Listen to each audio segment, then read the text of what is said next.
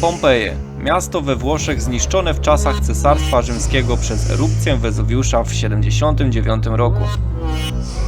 Ruiny Pompejów położone są około 20 km na południowy wschód od Neapolu. Stanowisko archeologiczne znajduje się dziś na liście Światowego Dziedzictwa Kulturowego UNESCO i jest jedną z najczęściej odwiedzanych atrakcji we Włoszech. Miasto zostało założone w VII wieku przed naszą erą przez Osków. Następnie znalazło się pod panowaniem greckim, później etruskim. W czasach oskijskich lub etruskich miasto zostało otoczone murami obronnymi. Pod koniec IV wieku przed naszą erą Pompeje zawarły z Rzymem układ sojuszniczy, który zobowiązywał je do pomocy militarnej, ale pozostawiał autonomię, własne urzędy i język. Pompeje miały system kanalizacyjny prowadzony wzdłuż ulic. Woda do fontan ulicznych, term i bogatszych domów dostarczana była akweduktem. Budynki mieszkalne wyposażone były w zbiorniki gromadzące deszczówkę. Zabudowa rozplanowana wzdłuż regularnej siatki ulic podzielona była na 9 sfer, z których każda pełniła określoną funkcję. Hotele i stajnie dla zwierząt jucznych rozlokowane były w pobliżu bram wjazdowych. Przy głównych ulicach usytuowano zajazdy i gospody. Podczas prac wykopaliskowych odsłonięto liczne sklepy, warsztaty, teatr, forum z bazyliką, kurią i świątyniami, 3 palestry i termy, amfiteatr z koszarami gladiatorów i wiele innych obiektów. Popiół wulkaniczny utrwalił budowle, przedmioty oraz niektóre ciała ludzi i zwierząt, co daje wgląd w życie starożytnego rzymskiego miasta średniej wielkości. Erupcja z 79 roku zniszczyła również Herculanum i Stabię. Widzimy też, jak przeżywali tę tragedię. Czy świadomie, zobaczcie, stanęłam tutaj przy odlewie tego mężczyzny, który przykucnął wielkie, skulił się i przysłonił nosem do znaczy, że on czuł i wiatry, i ten losy. Ale zobaczcie tutaj, oddech dziecka. Badania ujawniły około 2000 ciał. Świadkiem zagłady miasta był Pliniusz Młodszy, który w liście opisał wybuch wulkanu i spowodowaną nim tragedię. Zgodnie z jego relacją wybuch nastąpił około południa. W pierwszej fazie z Wezuwiusza wydobyły się wysokie słupy ognia, później czarna chmura, która niestety przysłoniła słońce. Na Pompeje posypał się deszcz rozżarzonych lapili i popiołu wulkanicznego, który wzniecał pożary, zabijał ludzi i powodował swoim ciężarem walenie się budowli. Mieszkańców uśmiercały także trujące gazy wydobywające się z wulkanu. 3 dni trwała nieprzerwana erupcja, w wyniku której miasto pokryła warstwa popiołów o grubości 5 do 6 metrów. Według relacji Diona pojawiło się tyle pyłu, że jego część dotarła aż do Afryki, Syrii i Egiptu. Dotarł też do Rzymu. Wypełnił nad nim niebo i zakrył słońce. Podczas badań archeologicznych odkopano liczne pozostałości domów mieszkalnych. Większość z nich nazwano od odnalezionych w nich przedmiotów lub inskrypcji. Archeologów zachwyciły odkryte w nich freski i mozaiki. Najpiękniejsze z nich są w zbiorach muzealnych. Prace archeologiczne w Pompejach nie zostały zakończone. Część starożytnego miasta nie jest odsłonięta.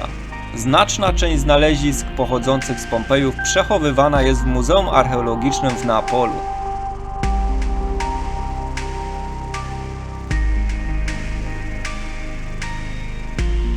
Pompejskie łaźnie to obiekty zachwycające zdobieniami architektonicznymi, a także pięknymi mozaikami i freskami. Na terenie miasta odkryto 3 kompleksy term miejskich: Termy Forum, Podmiejskie oraz Tabiańskie. Najmniejsze z nich są Termy Forum, znajdujące się opodal głównego placu miasta. Składały się one z 2 części, jednej przeznaczonej dla kobiet i drugiej dla mężczyzn. W skład łaźni wchodziły pomieszczenia na kąpiel zimną, ciepłą oraz gorącą. Sale ogrzewane były gorącym powietrzem, krążącym pod posadzką i pomiędzy ścianami działowymi. Pomieszczenia ozdobione były stiukami. W sali do wypoczynku zachowały się gliniane figurki atlasów i piec z brązu ogrzewający powietrze. Do term przylegała niewielka palestra. W termach podmiejskich szczególnie warto przyjrzeć się 16 freskom ze scenami erotycznymi znajdującymi się w przebieralni. Jeden z nich przedstawia wyobrażenie miłości safickiej i jest jedynym tego rodzaju wizerunkiem zachowanym w malarstwie antycznym.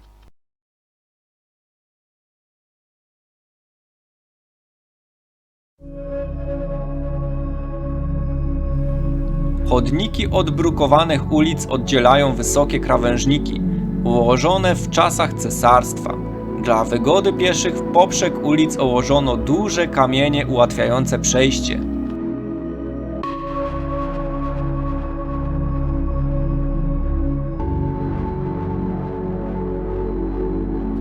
Dodatkowo kamienie regulowały ruch uliczny. Część ulic była bowiem dostępna tylko dla pieszych, inne umożliwiały przejazd pojedynczych wozów. Uwagę zwracają także lady jadłodalni, w których umieszczano naczynia z gorącymi potrawami i napojami.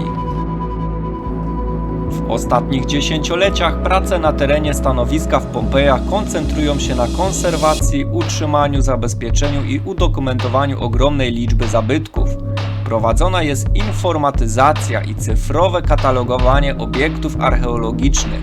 Kontynuowane są punktowe badania wcześniejszych faz budowlanych. Oprócz licznych malowideł odnaleziono także interesujące dekoracje w formie mozaik.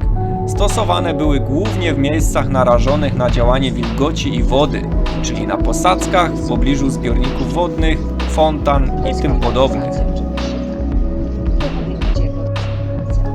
Dom Fauna, największy ze wszystkich domów znalezionych w Pompejach.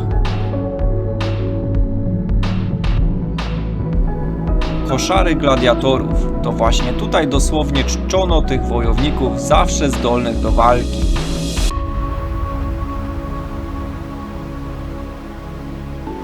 Teatr Wielki. Zbudowano go w III wieku przed naszą erą, wykorzystując naturalne zagłębienie terenu. Widownia mieszcząca 5000 widzów podzielona była na 5 sektorów. Położone najniżej 4 rzędy przeznaczone były dla elity społeczeństwa. Pozostałe 15 rzędów służyły pozostałym mieszkańcom. Scena wymurowana została z cegły. Pomiędzy nią a orchestrą zachował się rowek do opuszczania kurtyny. Zachowały się także otwory, w których umieszczano maszty podtrzymujące osłonę rozpinaną nad widownią. Do teatru przylega prostokątny portyk, służący wcześniej jako foyer, później przeznaczony na koszary gladiatorów, tzw. portyk gladiatorów. Do najważniejszych odkryć dokonanych w Pompejach należą malowidła ścienne, które zachowały się w dużej liczbie w bardziej reprezentacyjnych wnętrzach domów, w dość dobrym stanie. Pozwoliło to na odtworzenie historii malarstwa rzymskiego do 79 roku naszej ery.